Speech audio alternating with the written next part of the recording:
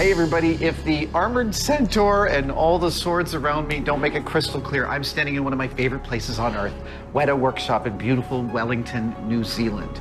And the guy that runs this place, my friend Richard Taylor, has brought me down here to show me this incredible location-based experience they're working on called Make Believe. And he not only wants to show me what they're doing, he wants to involve me in the process. And the best part of this is, because we're in VR, I get to involve you in the process. So come on along, let's get a ground level view of what they're working on. Ladies and gentlemen, my friend Richard Taylor. Good to see you, Adam. Good to see you, sir. Yeah, and welcome back. And to those of you that haven't been to the Weta Workshop before, please welcome to our place, and it's nice to have you join us. It's so awesome to be here. Okay, what are you working on and how can I help? Well, we are actually making a location-based experience to go into Auckland, our largest city. We're super excited about the fact that we're going to be able to take something to Auckland, which is really neat for us. We run tourism offerings here in Wellington, but we've never actually done something in Auckland. We're making a fantastical walk through a fictitious Weta workshop called Make Believe. And in that world, we're making, in theory, 3 movies, a fantasy, sci-fi, and horror. And it's actually the horror movie that we'd love you to be involved in. Fabulous. So you've created fictional movies. Well, you've created movies that you're going to show how Weta builds these movies from the inside. Correct, even though you'll never actually get to see the movie. The movie doesn't exist, but the construction isn't reality. We wanted to authenticate the process of making the movie by going to the trouble of actually writing the movie and inventing the characters and creating the designs for the sets, etc. So the excitement I feel every time I come down here and visit, when you walk me through the shop and show me what you're working on, that's what you are giving the general public, that exact same kind of deep dive. That's what we're trying to do. We have a tourism offering here, but it's only in a corner of our facility. We're not allowed to bring people through because of the confidentiality. What we're hoping to do is sort of wring out the essence of the fantastical that is in this building and funnel it into the LBE in Auckland. I can't wait. So you want me to participate in the horror movie? Yes, we do. In the horror film we've written, which is called Fauna, it's about a family that's immigrated to New Zealand. They've bought an old sheep farm up in the high country of New Zealand. Totally a dream of mine. Of course. And the neighbour comes over, a local being a farmer, and he's trying to warn them of a nefarious mythological spirit that exists in the perimeters of the forest that is sort of nibbling away at their farm. And they take it as a mildly veiled threat. So he becomes more earnest in his effort to project this on them. And I don't expect that goes over well. No, it doesn't indeed. And eventually he becomes victim to the creature. Okay. And so we're hoping that that's the role that you will play. Oh, okay. Yes. Yes, good. 100% I'm in. Good. How's that? That was an easy sell. Do I get to die? Absolutely, of course. And in a horrific way. Second, yes. Yeah. Awesome. So, of course, with all prosthetics, it starts with a head or body casting. And in this case, we want to do a head cast of you. And you can see here, I've actually done an illustration, because here's where it twists your brain a little bit. Okay. Not only are we creating a character for a fictitious movie, we're creating an exhibit for an exhibition. So wheels within wheels. Yeah, wheels within wheels. So within our prosthetics room that's fictitiously in our make-believe workshop, we will do a display that shows Adam having his head cast, first of all. And then I'm just about to do. On the flip side of this, 4 months from now, when you come back down, we'll do a makeup on you. And then buried in your chest will be a monitor playing out the sequence that we'll shoot today with Kim and Jason, old friends of yours. They have already cast one of my body parts, my arm. Yep, so, and they'll be doing your head cast today, which they're super excited about. So fabulous. Yeah, so you must all come along and join us as we gloop Adam's head with silicone and make sure we get something as exciting as this into the exhibition. Excellent. We'll see you guys there. Hello, Kim. Hello. Jason, good to see you. You too. So Kim and Jason are going to mould your head. Yeah. And I've asked them to do down to mid-chest. So those 7 hairs you were telling me about. They're all gone. Yeah, slightly less. And we'll enjoy getting a beautiful head cast. Of course, then we can pull a face and hang it amongst our gallery of rogues on the wall. Always wanted to be in this gallery. Yeah, great. Well, you're going to be somewhere amongst them all. So have a good time. I'll pop in from time to time and see how it's going, and hopefully the day goes well. So thank you, Richard. Cheers. Okay, so basically from this process on, we are going to put your ball cap on, which is cover my hair. Yep, cover your hair. So we'll just wet it back, put a ball cap on, and then we're going to use some really strong hair glue that basically into your beard that will stop silicone from bonding. That would be nice. That will be really nice. Okay. Yeah. Yep. So we'll do that and a bit of wax around any other areas, and then we'll be at the point where we mix up the silicone. Then we're going to put a surface layer on.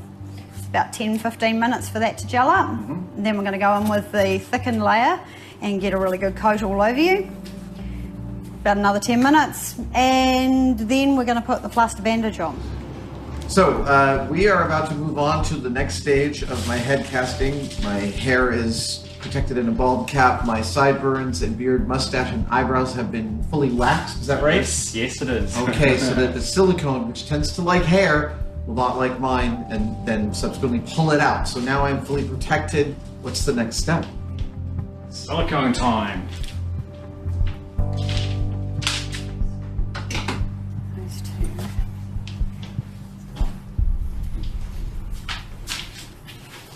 Awesome. I'm just going to start going over your forehead, and then I'm going to work down over your eyes. I'll see you guys on the other side.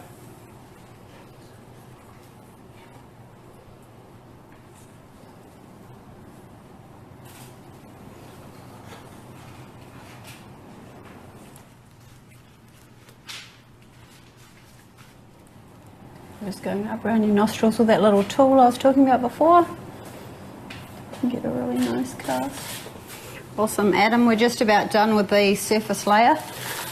Awesome, so we're just waiting for it to start thickening up. As you can see, it's quite a undertaking to have your head cast. It's critical that the actual actor or person that we're casting is very controlled around their own sense of claustrophobia. I think Adam will give us a thumbs up that he's doing pretty well. You can see that it's a fully encompassing experience, and now the plaster bandage is also going to go on. So it really feels that when you're in a head cast that you're entirely encapsulated in it. We've collected over 400 face casts over the years, some that we've done and others that we've swapped with friends who also collect face casts. And every one of those actors has gone through this experience.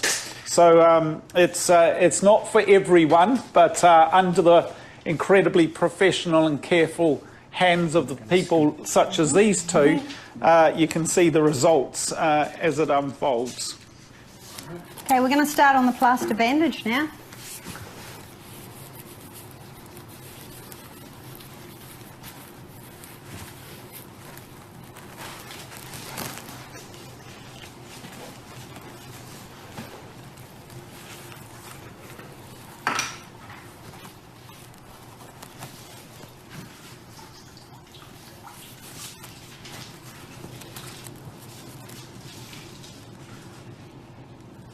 Time to crack the egg, eh? The egg is cracking. Oh, good. At the moment, even just the smallest movement from Adam, just his breathing, if you're watching closely, you can see that it's actually pulling the jacket away.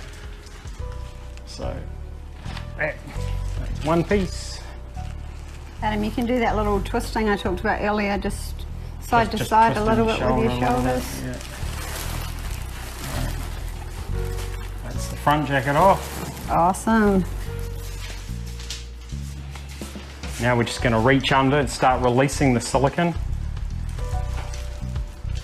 So if I catch any little hairs, I apologise. All right, I'm going to start splitting up the back, Adam. Oh, Oh yeah. Oh, Jason's got that one off already, has he? pretty much everything else. Okay, you can do that one then. My eyelashes I worked out a couple minutes ago. So we are going to have to just go a little gently as we take it off, just because of your beard. I'm just going to hold it on your beard just so we... No, the beard is good. Beard is free? The beard is free. Beautiful. Oh, look at that. Oh, that's amazing. Yeah, there he is in there. It's a boy. Hello, everybody. There we are. Oh, How does that look? Inside out, Adam. the funkiest, awesomest feeling. I mean, you're inside, you start moving, you feel the separation. Beautiful Yeah. face It's really cast. neat. Quite a relaxing, therapeutic thing. Beautiful face cast, no bubbles, absolutely perfect. Gorgeous. Yeah. I fell asleep a couple of times. Yeah, we noticed. The other thing when someone falls asleep too is just tapping them gently so they don't get a fright and then think, where am I? Yeah. So you can see it's a beautiful cast of Adam's head. It's got all the skin texture. You can see the beard in there. If you actually light them correctly, they actually look like they're a positive because they actually pop out towards you. But very tricky moulding someone with that amount of hair, but that's come out really nicely. We'll obviously just clean up the casting to get rid of the area that the hair is occupying. So knowing that you've just gone through a rebirth, how are you feeling? I feel awesome. It's an incredible sensation, isn't it? It really is. It's If you can lovely. suppress the sense of claustrophobia. Yeah, I don't possess that, so Yeah. it's mostly a delight. Yeah, I agree. I find it incredibly cathartic and actually very restful. Yeah. And these guys, when they moulded me, played tricks on me as well, including putting a rolled up newspaper in my mouth, if I recall correctly, Jason. Yeah. Got to take those opportunities when they're there. Yeah. All right, Rob. Hello. Hello. We have a mold here. Somewhere inside this is a perfect replica of my head. Is that right? Correct. Okay. This is clearly in my bandana phase. But now, what is the next step that we've got the mold made? So now that we've got this negative mould that you did with Kim and Jason, we are going to produce a plaster positive of your head. So that's going to be an actual three-dimensional copy that you can look at and hold next to you and go, okay, that looks like you. And Because this at the would be- moment, this does not look much like you. No, unless I had a terrible accident. And this one will be an interim mold, right? Because there's going to be some cleanup on it before a hero mold is Yes. made. Okay. What are the steps? I have poured plaster and things before, but I'd love you to walk me through your guys' specific process. Yes, I mean, mixing plaster in and of itself seems fairly easy, but there's definitely little tricks and tips that we can do to help get a better end result. Yeah. And the biggest thing with casting out a head is making sure that we're not getting any air entrapment. Yeah. The most common places that's going to occur is the ears and under the chin. Because when we cast this head, it's going to be upside down, and so the chin forms sort of a shelf that's going to trap air. I don't have much of a chin, though, so it should be fine. Okay, so is one of us just going to hold it? Yeah. Okay. So do you want to hold or do you want to pour? I will hold. You Okay. pour, since you have a specific method for keeping air bubbles out of the chin. Right. And So what I'm going to do initially is actually pour down the back of the head so that it runs nicely down the back of the neck and into the head without introducing more air as I pour. And then once I've poured to a level, we'll roll the mould around and get in there with our fingers to actually work all the air off the surface and make sure we're not trapping air. So if you rotate it towards me like this. Perfect. Look at the skin on the back of my neck. And then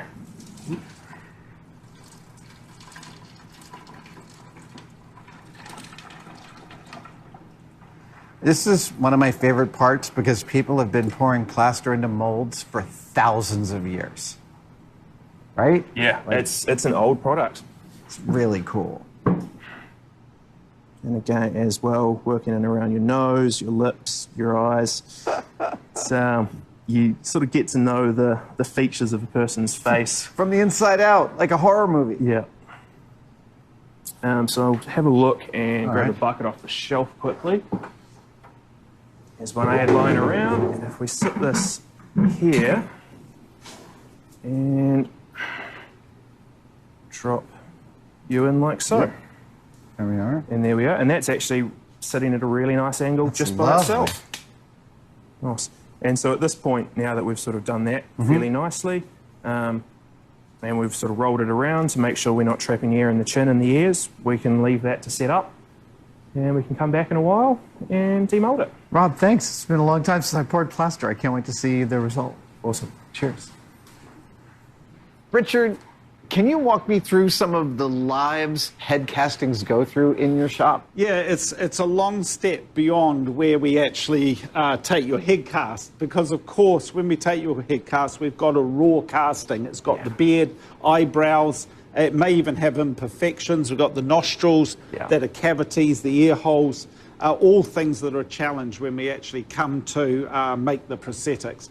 This is a good example. This is a dear friend of yours and mine, Shane Rangi. He is an amazing performer. He was the monster in Farewell to Arms. He has been a monster in many a thing. Many things. Yeah. So you can see here, once the plaster comes out of the mould, it is a beautiful object that we can then tool. It looks something like one of these.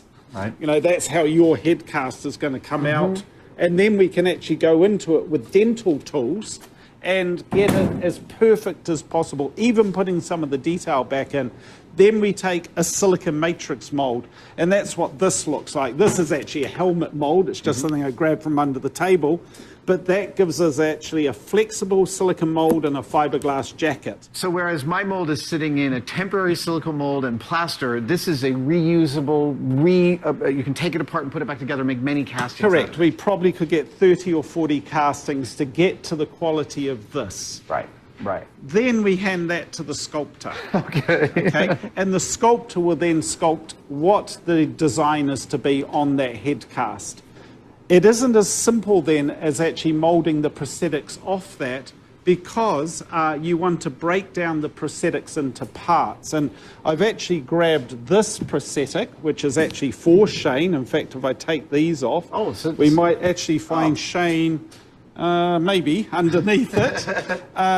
And in this case, we've broken it into two parts, the chin and the whole face. And I noticed that out at the edges, it gets surpassingly thin. Correct, yeah, that's a critical thing. And I've actually grabbed a silicon prosthetic here, and you can see how fine it gets. And we'll actually blend that and take this, the flashing, completely off. And it will actually blend perfectly into the skin if the job is done well. This is thinner than a sandwich bag. This is incredibly thin. Microns thick, yeah.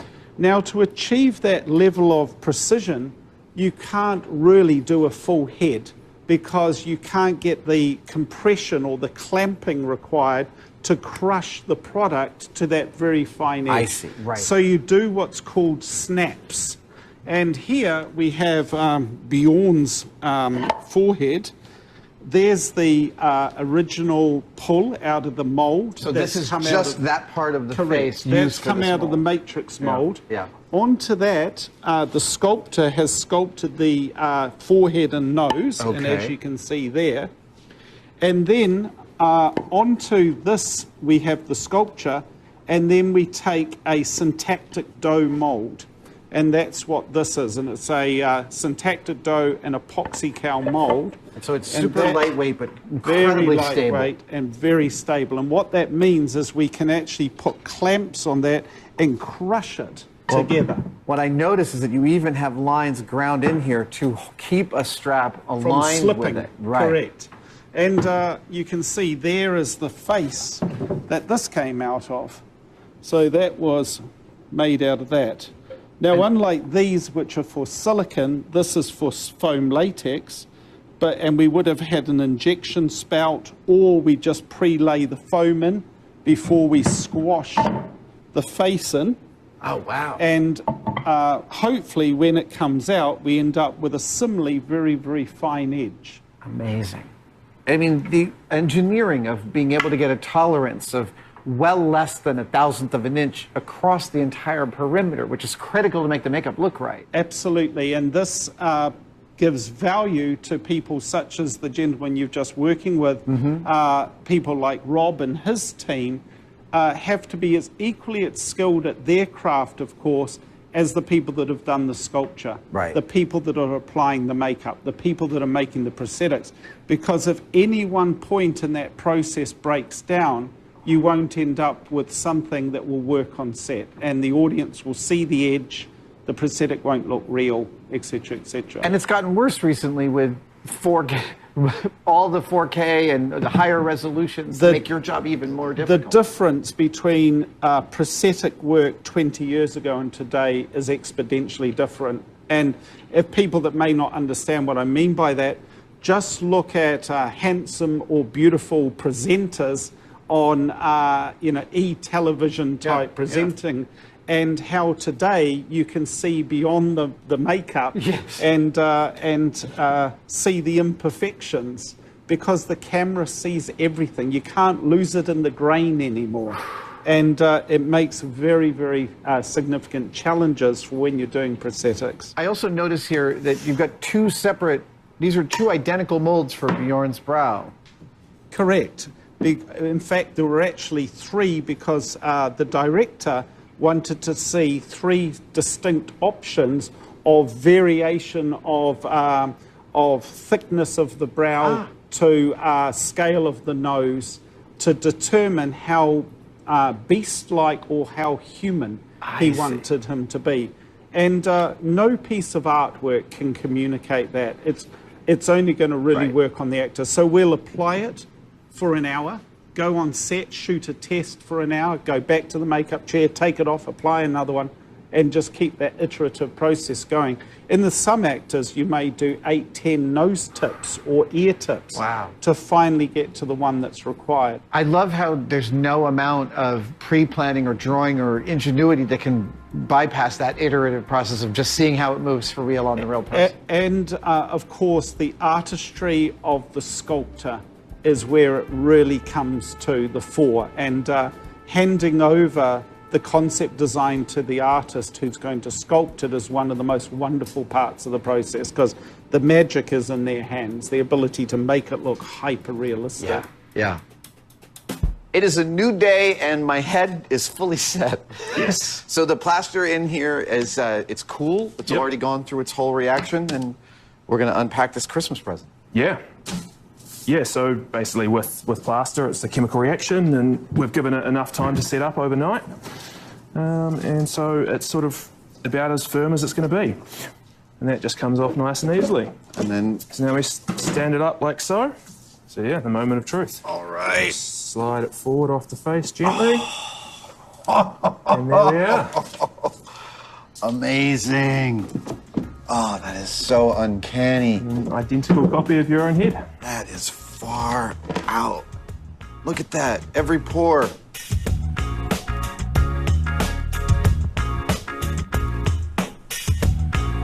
I so appreciate you highlighting how much engineering goes into this part that doesn't get any glamour within the frame of mold making. These are the hidden heroes of the workshop. You know, just a tiny little chin piece.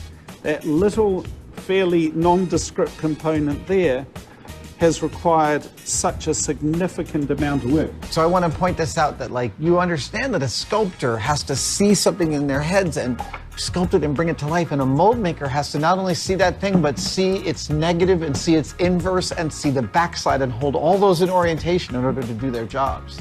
Absolutely, and you know, the great effects guys that have been over the last century will give credit to their mold makers as being such an imperative part of the success of the process, as we do here. And it's a wonderful thing when you see that combination of skills all come together in the final piece. Well, I'm honored that my head will be part of your canon and your wall of wall of you will faces. eventually end up as a set of components no less than what's on this table. Fantastic. Thank you, sir. Great stuff. Oh, I know how we have to finish this. Here we go. Like this. Rob, thank you so much for My pleasure. helping me with my head. See you guys later.